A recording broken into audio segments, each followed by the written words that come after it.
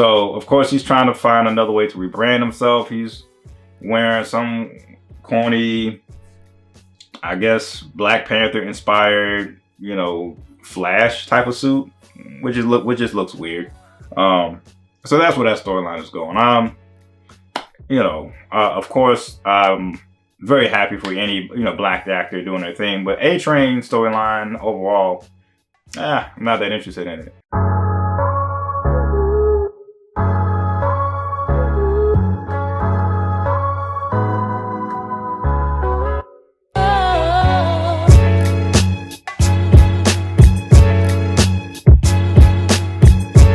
Hey, what's going on, folks? Another episode of Just My Opinion with Ryan. Let me be the first to say my bad. I thought it was 2 episodes, but the producers and writers and so forth of The Boys, they gave us 3 episodes. So instead of doing 3 separate videos, I'm still making 2. But this video is going to be a combination of a brief recap between the 2nd and the 3rd episode. So let's get into it. Also, if this is your first time on this channel, thank you for coming, and please hit that like and subscribe button. It would truly help your boy out. Let's get into it. So let's go with the first part of it. I'm just going to try to do the highlights so I don't, you know, hang you guys up too long. First things first, Huey is telling Starlight all about the what he found out about Nadia, who I think you know, it's going by some fake name. I think it's what, Victoria Newman. But anyway, her real name is Nadia. He's telling Starlight what he found out about Nadia. And so they're trying to come up with some type of plan, how to approach it, things of that nature. Very sticky situation. I'm loving how this plot is building up already. It's very intense. I really want to see how the storyline goes in terms of outing Nadia, being that she's a supervillain on the low. She was responsible for the exploding heads in last season. Also, she was secretly adopted by Juan Carlo Esposito's character. So I believe his name is Spence Adams. I know I'm horrible. I'll put in the edits. I'm sorry, guys. So many shows, so little time. But nevertheless, she's secretly adopted. So I just love how that's going. I really want to see how this plays out, that storyline. So we got that. Another one of my favorite parts of episode 2 was, and that's the thing, everyone was kind of everywhere on this episode. So you got, you know, Huey telling Starlight how should they approach this Nadia situation. This episode also focuses on Homelander's birthday, and after each episode, he is just increasingly not giving a damn, and we see how at the end of this episode. So matter of fact, let's just go there. This might be all over the place, but like I said, I'm just hitting the highlights of both episodes 2 and 3. So when it comes to Homelander, you know, he goes to try to save a woman who wants to commit suicide, finds out that Stormfront commits suicide. And it seemed like that was like the switch that just went off in his head, where that was his breaking point, where he just no longer gives a damn. You know, Stormfront commits suicide by biting her own tongue off, therefore bleeding to death. And with that being said, he let the person die. He was just like, yo, you might as well jump. Just jump. I am the only man in the sky anyway. You know, you know, he has some type of religion jokes in there. Well, not jokes, but just like some jabs at the lady because she's Jewish. And he's like, look, I'm the only man in the sky. All right. Anyway, like, he literally lets her jump to her death. Doesn't give a damn. None of that type of stuff. And there's also this type of, you know, weird game that he's playing with Starlight, trying to make her increasingly more and more uncomfortable. So yeah, he's an asshole. That's no other way to put it. Homelander is one big jerk, and it's like, of course he has like Superman-like abilities. So it's like there's very few people who could even stand a chance against Homelander. So of course, if you get those type of superpowers on the wrong person, it's like, what you gonna do about it? You know. And even with that said, like at least according to the comic books, if I'm not mistaken, you got Black Noir, who is like the only person who is strong enough to take down Homelander. And then the rest, I'm just assuming. I'm assuming his son Ryan would be strong enough eventually to take down Homelander. Hell, he took down Stormfront and accidentally killed his mom by mistake. Shoot. Then you got, once again, I'm just assuming. I would assume that Billy Butcher will be strong enough to take down Homelander if he took, the whole 24-hour superpower potion or whatever. But another thing that was very interesting with the Homelander storyline from the second episode is, as I mentioned, making Starlight feel uncomfortable. To the point where he wanted her to sing the Marilyn Monroe sexy happy birthday version. She wasn't going for it. And of course, Esposito's character had her back. So that was thrown out the window. But the more shocking part of how that episode ended was at the end of the episode, yet again, Homelander did not give a damn. Someone heckles Homelander about Stormfront dying, your Nazi girlfriend died, and that's when he lost it. Letting them know, like, look, I am better than y'all. I am the best person in here. I'm tired of trying to pacify myself. I'm paraphrasing, but you get the point if you saw it. So I think that's gonna be very dangerous for a lot of people. Definitely including Starbright, the boys themselves.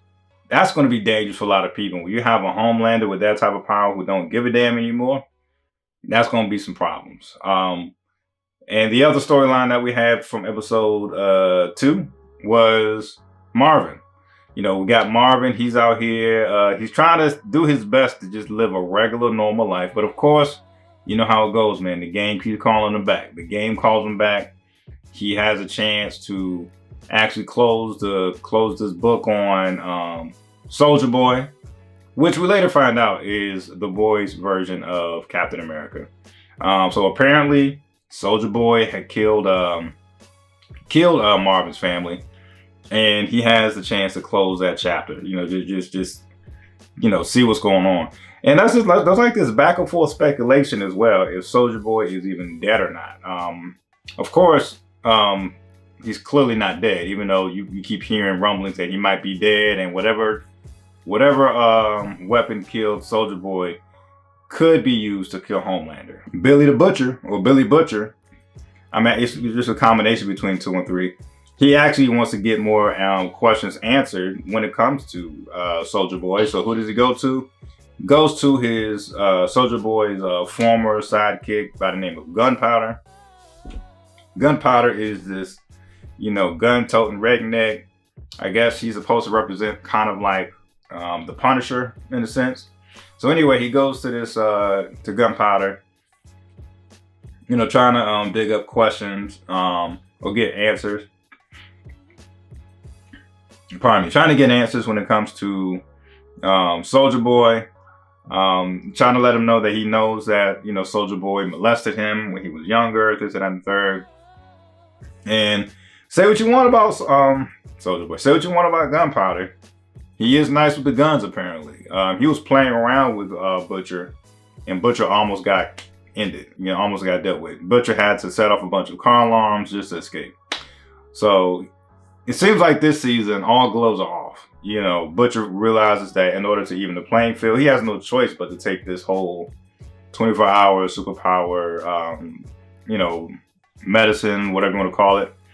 And then he comes back and he gets the answers that he's looking for, from Gunpowder. Beats Gunpowder to death, and then accidentally slices his face in half with the whole, eye lasers very similar to what Homelander has. We get more answers based off of what a nearly beaten to death Gunpowder had told Butcher. Let him know that that the CIA also has something to do with Soldier Boy's death, or more answers for Soldier Boy.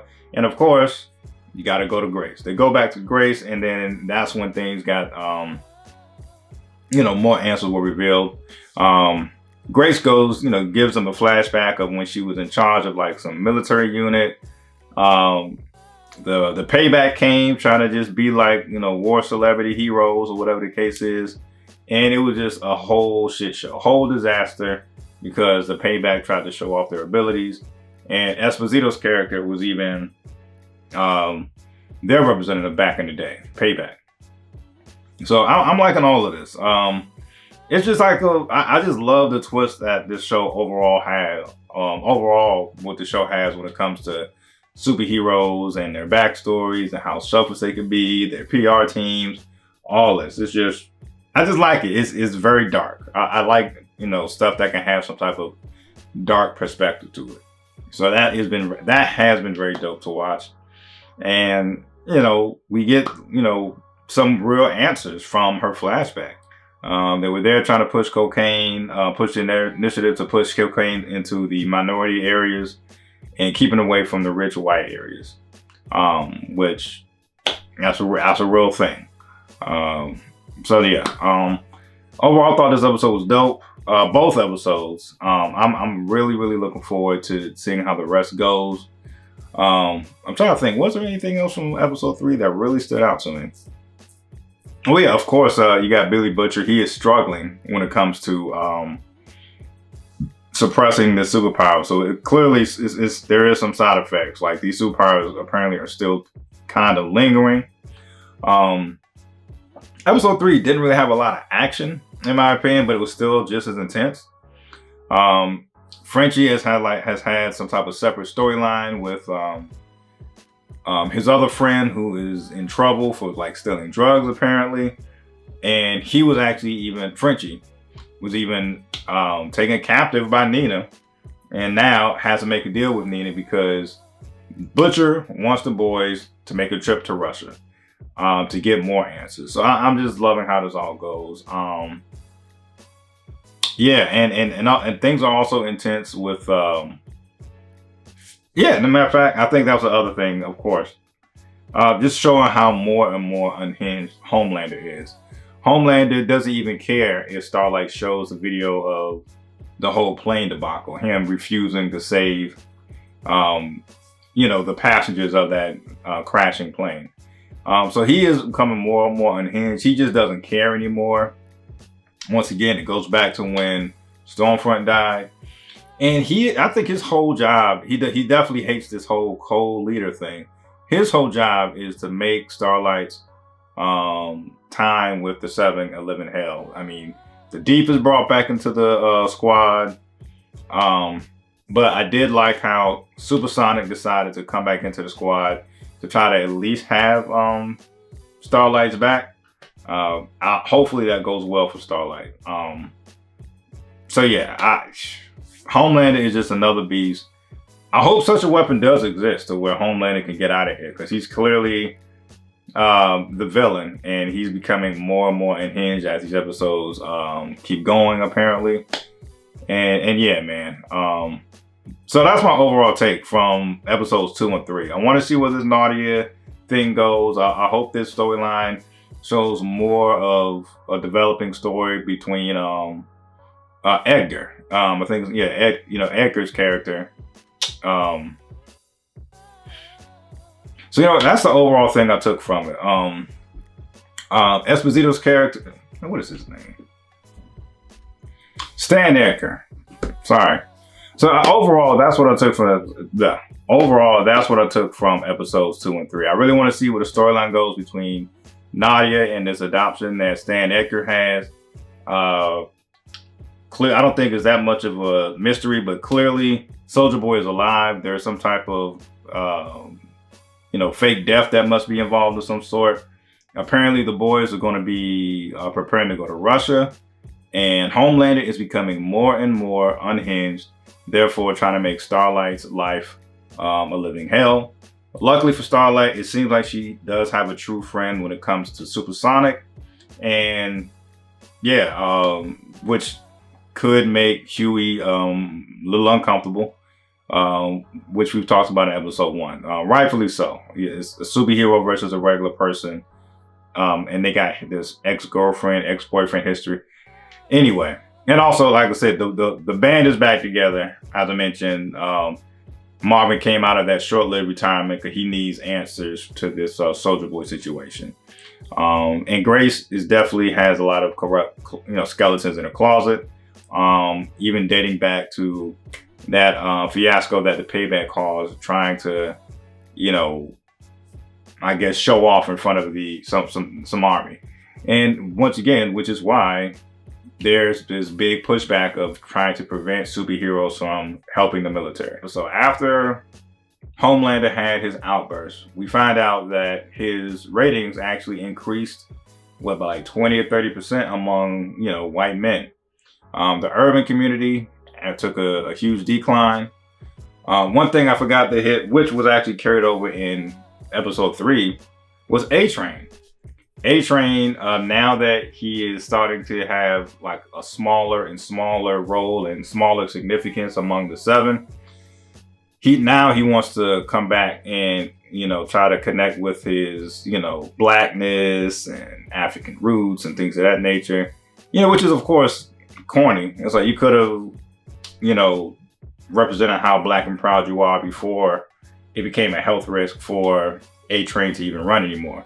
So of course he's trying to find another way to rebrand himself. He's wearing some corny, I guess, Black Panther inspired, Flash type of suit, which just looks weird. So that's where that storyline is going. Of course, I'm very happy for any, black actor doing their thing, but A-Train storyline overall, I'm not that interested in it. So once again, I think this show was great. Episode 3 didn't have as much action as the first 2 did. Nevertheless, it was still good. And yeah, man, let's just get into it, man. This is just my opinion. Love it or hate it. Peace.